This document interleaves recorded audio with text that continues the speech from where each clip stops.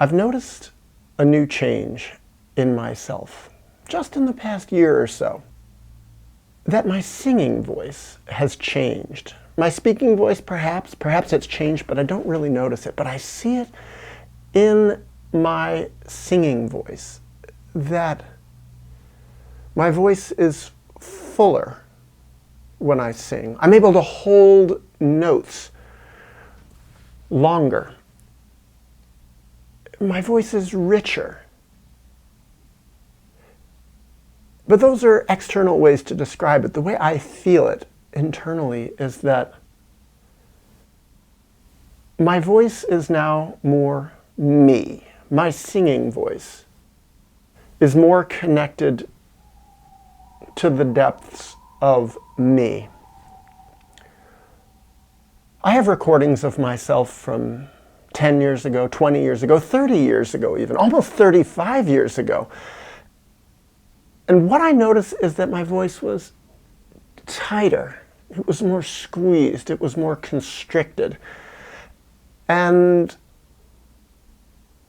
it stayed that way for a long time. And I could fake it. I could sing in a deeper and richer way. But it never felt right. It never felt sincere. And what was important to me when I sang 30, 35 years ago, and still is important to me now in my mid-50s, is that my singing voice had to feel sincere for me. It had to feel connected to who I was, to my authentic self. And what I've come to realize is that my authentic, real self 20, 30, 35 years ago was much more constricted. And so what I'm getting at with all this, the reason that I'm making this video and putting it on this channel, is that my changing voice is a sign to me that I have changed, that I have grown, that I've connected more to me on the inside. And this is just one reflection of it. I've seen other ways that tell me that I've changed, that I've grown, different thoughts that I have, different insights that I have, different ways that I relate to people, different dreams that I have, different insights I have into myself and into others, different ways in which I trust myself better. My intuition is healthier now. My ability to defend myself is better. Now, these are all different ways that I know that I've changed, but this voice thing, it's just the newest one that I realized. And it's so hopeful to me because on this healing path, the path of healing from trauma, healing from childhood traumas, I've lost a lot. Well, I lost my connection with my family system and my parents. I had to let them go to be able to move forward in my life. I had to free myself from the hooks that they had in me, in my throat. I lost my inheritance. I lost my connection with my greater family system. I have experienced a lot of disapproval from others for having broken away from my parents. I'm certainly much less normal because I've become more healed and more real. We live in such a fake, sick world that what I've seen, what I've observed in so many others, and in my own past, is that when I was more troubled, confused, shut down, traumatized, dissociated, split off, I was more acceptable to the world, more acceptable to the rules of the norm, more acceptable to teachers and conventionally accepted leaders. Probably would have been much easier for me to have a normal career and make a lot of money and be conventionally lauded and respected. And had I made a YouTube channel then, I probably would have gotten a lot less personal criticism. It probably would have been a lot more boring. It certainly would have been a lot less helpful to a lot fewer people, but It would have been less stressful for me, for sure, just to make an average, boring YouTube channel talking about who knows what. So yeah, I've sacrificed a lot. And for that reason, the little indications that I've grown, things like my voice becoming richer and deeper, bigger, more beautiful even, it's very hopeful and pleasure-producing for me. But let me analyze it a little bit more. Why? Why has my voice gotten bigger and richer and more sonorous when I sing? Well, I really connect it specifically to breaking away from my father. When I was a child, my father was considered by himself and by others to have a beautiful voice. He had a deep, rich baritone, and he could hold his tones long, and there was something beautiful about his voice, in a way.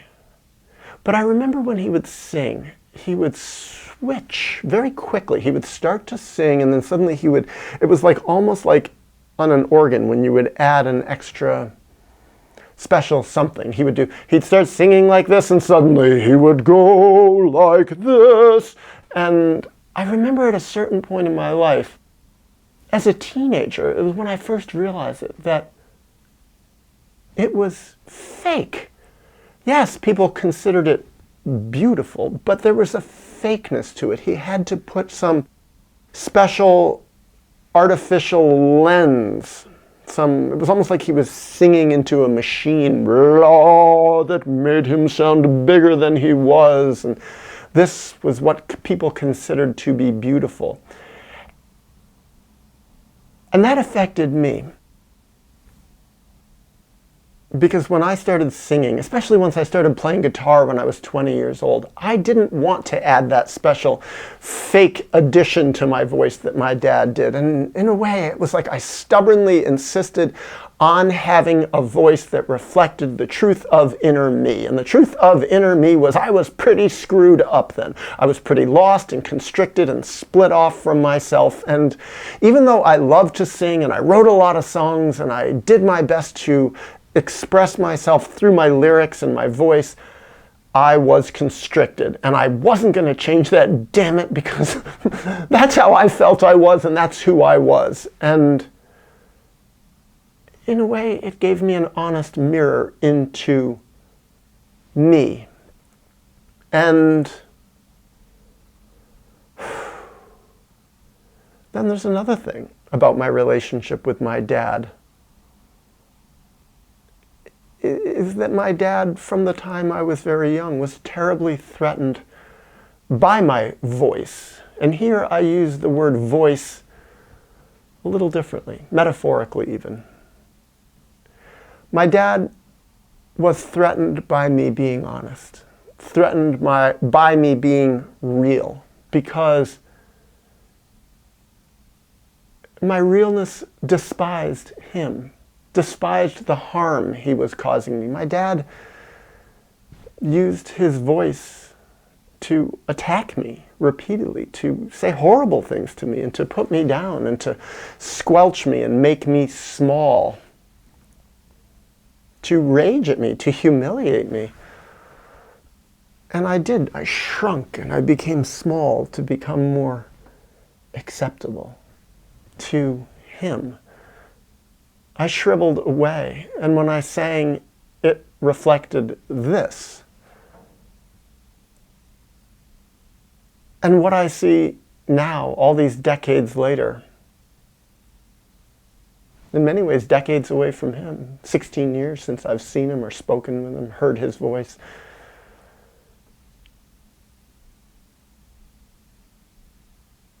I'm more free now, and my voice, my singing voice, probably even my regular spoken voice, reflects this. I know this also. My thoughts are more free, which is why I can speak so much more fluently about these deep and real topics. When I was younger, it was like my dad's hands, his metaphorical hands, had been so embedded in my psyche that they came out and they constricted me. I couldn't even speak the truth. What I could say is, my dad loved me. He loves me more than anyone. I even believed in a way what he told me, that he loved me unconditionally. It was such a lie, and yet I wanted to believe it. I wanted to believe that I had a dad who loved me. I idealized my dad. And my mom too. I idealized my parents, my parents' relationship. I idealized my family system. And the consequence of that was that I devalued myself. And my voice reflected that. How could I be an authentic person who sang freely? Now it's interesting. I watched a video of Aretha Franklin yesterday. An old video of her singing, and this purity of tone came out of her. And does that mean that she was a healthy, emotional person, an emotionally healed person? I don't think so at all. I think the evidence is, well, in a lot of ways pretty opposite, that she was probably very emotionally unhealthy, probably very traumatized.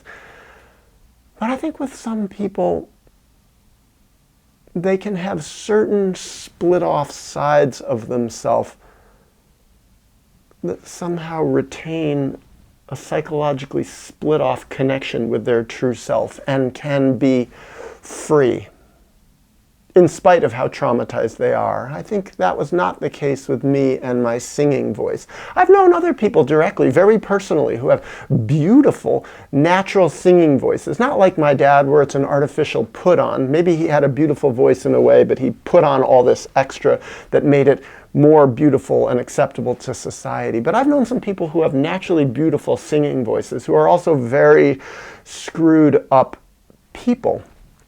And it's like somehow their singing voice escaped the trauma, or maybe even sing in beautiful ways in spite of the trauma. Somehow that part of them stayed alive. And I think that's true for all of us to one degree or other. Certain parts of our personality, certain parts of our expressions can stay alive no matter how bad it is, how bad our histories are, how traumatized we are, how screwed up and harmed and pained and split off we are. It's true for me. No matter how bad things were going in my life as a kid, there were parts of me that remained beautiful and alive and bright, lovely.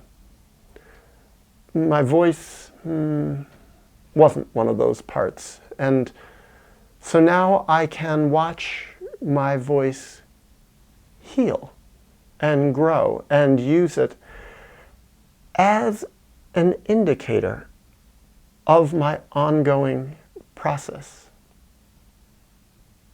And I value that. And